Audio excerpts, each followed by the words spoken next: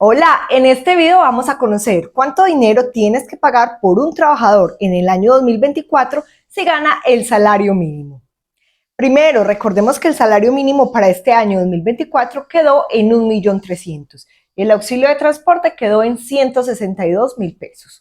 O sea que normalmente asumimos que tenemos que pagar simplemente 1.462.000 por ese trabajador. Pero recordemos que adicionalmente lo tenemos que afiliar al sistema de seguridad social y además tenemos que pagarle sus prestaciones sociales. O sea que aquí vamos a conocer cuánto dinero tenemos que destinar cada mes para ello.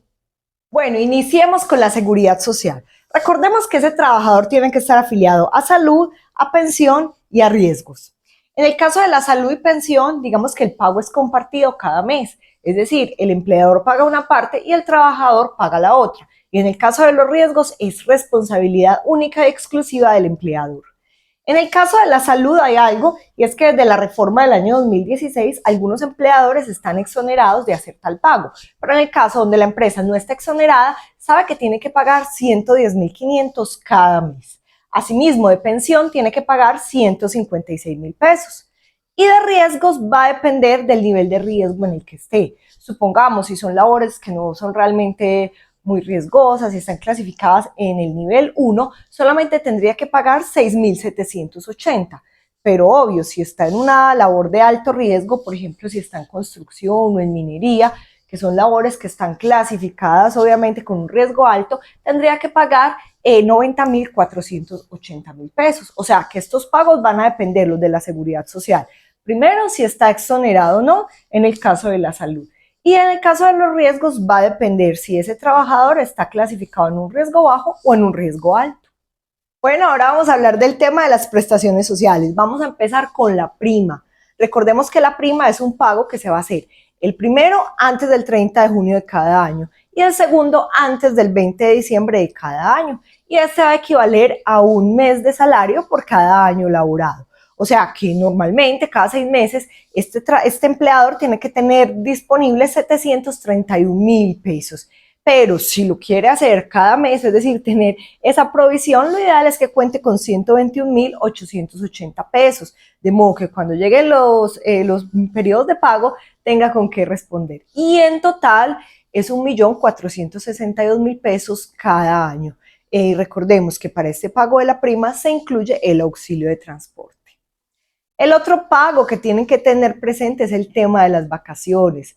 Recordemos que son 15 días de salario por cada año trabajado. O sea que en este caso, ese trabajador iría a recibir 650.000 pesos y gana el salario mínimo.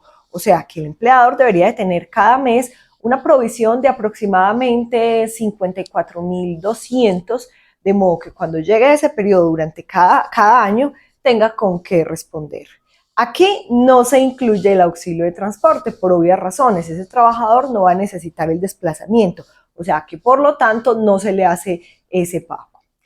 Y lo último, las cesantías y los intereses a las cesantías. Recordemos que estas cesantías también es un mes de salario por cada año laborado y se tiene que consignar al fondo o entregar si de pronto se le acaba a ese trabajador su contrato luego de un año de prestación de servicio. En este caso es 1.462.000 pesos. ¿Por qué? Porque en las cesantías también se incluye el auxilio de transporte. O sea que si ese empleador quiere ser juicioso, tendría que destinar 121.880 cada mes como provisión, de modo que cuando se cumpla el periodo pueda tener el 1.462.000 disponible para hacer el pago de las cesantías. Muy ligado al tema de las cesantías está el de los intereses a las cesantías. Recordemos que este es un pago que recibe el trabajador antes del 31 de enero de cada año. Para este caso, para el año 2024, sabemos que entonces ese trabajador recibirá antes del 31 de enero del siguiente año, o sea, del año 2025, 175.440. Es decir, en términos regulares y si trabaja todo el año. Porque recordemos, los intereses a las cesantías equivalen a un 12%, es decir, un 1% de las cesantías cada mes. O sea que si trabajó todo el año recibe la cifra completa o si no, proporcional.